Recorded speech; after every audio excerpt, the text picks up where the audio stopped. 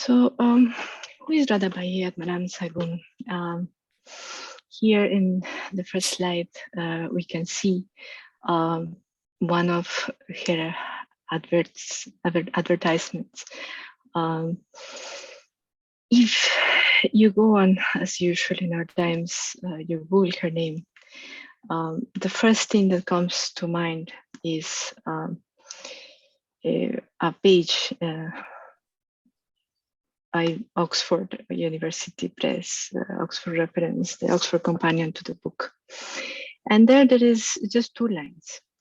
And those 2 lines tells us that she was the person who inherited a concern, a bookseller concern called Atmaram Sagoon that was started by her husband. And that under her, the firm published and sold books mainly on Indological antiquarian subjects until around 1920s. I am glad to say that almost everything that is mentioned in this so short little paragraph is mistaken. And today, for the first time, publicly, I'm going to share with you a bit about Radhabai, the real person, and how did she become the first woman who owned selling, publishing, and stationery business in the Indian subcontinent. The story begins, of course, with her husband, Atmaram Sagoon. In this description written by a newspaperman after many years of operation of the firm, we read about how this man owned what was at that time the oldest and the most important bookshop in the city of Bombay. He, of course, was not only a publisher of Indological books. He had a great deal of imports coming from London of all kinds of books, all genres. And also he published quite a bit of different genres books and in different languages, not only in English, but also in Marathi, in Punjabi, and in other languages, Sanskrit, etc. Atmaram Sagoon, I have been able to find the first ads that are at this point available as per the sources that I am having access to. And he was already active. His company was already active in 1855.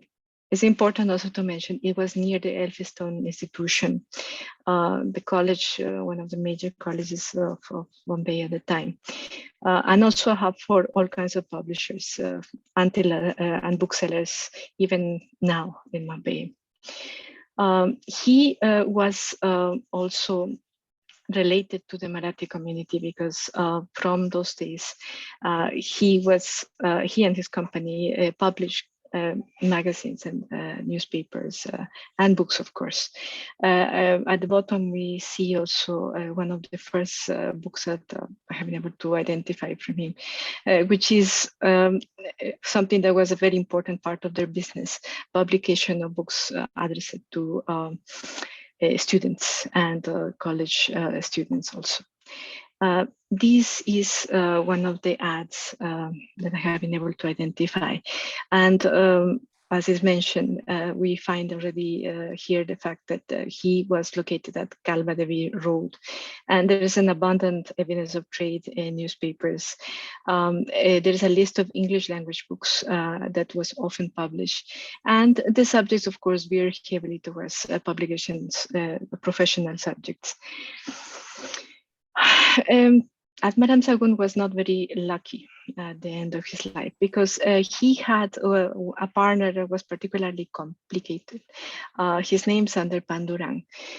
In 1883, Atmaram Sagoon had to sue him because he wanted to dissolve the partnership with him. The reason that was given for the wanting to have this outcome was that Pandurang was really having a great deal of misconduct towards not only the firm, but also employees and clients. Unlucky for him, Atmaram Sagoon dies in 1884 when the lawsuit was still ongoing. And he leaves, as per this notice of his death, a widow, an infant child, and a daughter. The infant child, as per what I have been able to find, was a son, who eventually was the successor of Radhabai. And in this notice also, that's clearly was probably originated in the family, it is mentioned that his widow was going to continue the business. And his widow, the first time that her name appears in print is this notice, in which it is obvious Radhabai requests the probate of the state of her husband. And there is a will, her husband has died, but there is a will, and the will makes it possible for her to be the executor of his state. But it was not going to be that easy, of course. Pandurang, for some strange reason, which, well, I can assume there was some kind of a misogynist related situation, he is appointed the receiver not only for the company in which he was a partner, but also for the entirety of Atmaram's estate and effects. And this is, of course, despite the pre-existing lawsuit that was started before the death of Atmaram, and also despite the fact that Atmaram appointed Radhabai as sole executor.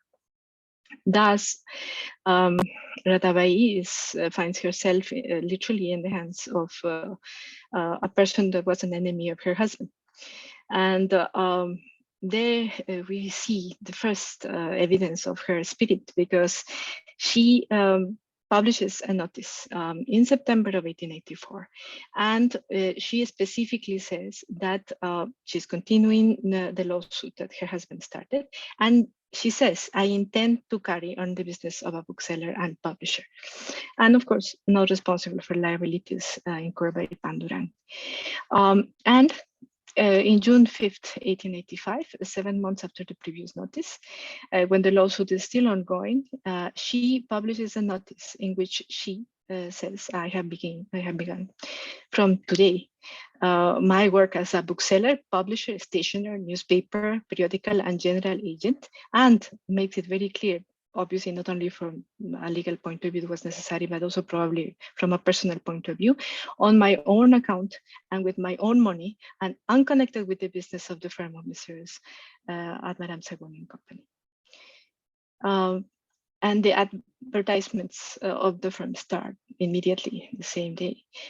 Here we have the first ad, important notice, all the journals that she intends to sell, and is not only ideological, again, fun books, law books, novels, all kinds of books. And she's accepting orders for books that can be imported, abroad stationery, publishing, and in many languages, of course. And she's not afraid to showcase herself with her name. This ad that we see here, very bold, the display of her name, it's the ad title, Radhabai. And in another ad also published in Allahabad, in the Pioneer, a very important newspaper at the time, she also is there, Miss Radhabai Atmaram Sagoon, as the main point of attention of that ad. And that, of course, attracts overseas attention. There is mention of her being the first bookseller and publisher women in publications in England, and this one from Publishers Weekly in the USA, in which, of course, they don't spell the name correctly, but they, on the other hand, mentioned something that Oxford has not been able to figure out. Her shop is independent of the firm in which her husband, her late husband, was a partner. And then almost 1 year after she has started her work. Finally, the court proceedings come to an end, and the assets of the firm, along with the goodwill and the book debts, are sold. A few months later, she mentions in an ad that she has purchased not the assets, but the goodwill and the outstanding due, the book debts of the firm. But this is, of course, much later. She has already started working, and her enterprise is big and keeps growing up. There's an ad here about, not an ad really, it's a notice of how 8 cases of books on the name of Radhabai Atmaram Sagoon have come directly from London. And there's many of these notices in the press and in the newspapers of the time. And here, of course, a copy of the first page of one of her books, in which we can tell that she is not only publishing in her own office, but also she is engaging publishers outside of what she has to get work done. Again, she's an agent for Pitman Shorthand in India. She is importing Webster Condensed Dictionary the same day of its publication directly from probably England or perhaps from the United States. Also, the years pass. Radhabai originally had her brother working as the manager of the firm. And in 1900, she decides, or they decide, that her son Mangesh, who is already of age, is going to become the new manager of the firm. And they are bold again and mention, probably with good reason, that Radhabai Atmaram Sagoon is the largest importer of book of all descriptions and the oldest wholesale and retail bookseller house at the moment. Also, and this is absolutely probably her interest, she has, there is evidence of work that's related to feminism. She is mentioned in multiple publications as the person who makes possible the publication of Aryabhagini, Sister Aryan, that is a magazine that is published in Marathi by the sisters Anandabai and Banakbai Lad, who were the pioneers of feminism in India. This is a subject that still bears a lot of research in the future. And also, although it's often forgotten, she is one of the 2 publishers that are involved in the production of the first book format edition of Saguna, the first autobiographical book published by Indian woman in English in the subcontinent. Though, as I mentioned before, it's often forgotten in favor of mentioning Srinivasa Varadachari, who was also another publisher at the time. Radhabai dies in 1814, and it is a notice. How do we know how important Radhabai was? And how do we know that she was the person that actually did the work and actually had influence on the publishing ambience of the epoch? Because of this obituary, that is perhaps the best evidence of that. This obituary is published after her death and is published with a great deal of feeling. She was a unique personality, it says. It is rare to find a Hindu lady, even in this progressive city, in active business. But for 30 years, Mrs. Sagoon managed the well-known firm of booksellers started by her late husband more than 50 years ago, developing the concern considerably by her tact, perseverance, and enterprise. The Bombay Chronicle is mentioning this. And the detail that is the end of the article. All the Indian book-selling firms in Bombay were closed in honor of the late Mrs. Sagoon, who was highly respected in the trade. If you go to any history of publishing in India, you won't find this detail. I don't know if any other bookseller got the possibility of having this honor after their death, but she did, and it's important to remember that. What was the posterity of the firm? Her son, Mangesh Sagoon, passed away in 1933. He was working on the firm all those years. The firm was sold almost immediately to another bookseller, also from Kalbadevi, Narayan Vishwanath Mulgaonkar, and he ran the firm along with his own concern until what is likely his death, February 21st, 1951. However, Radhabai faded from history much before. At the time in which her son passed away, the obituaries for Mangesh were already an evidence of the fact that she had faded from history.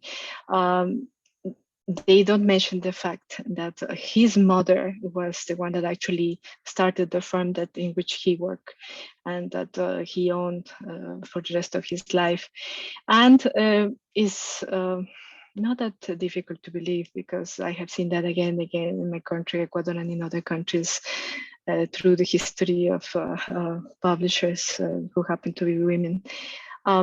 They remember Atmaram Sagoon, the father, but they don't remember Radhabai at all. And it has been my privilege to share this evidence with you for the first time, and to remember this ancestor of everybody who, being a woman, wanted and has during these centuries been part of this profession.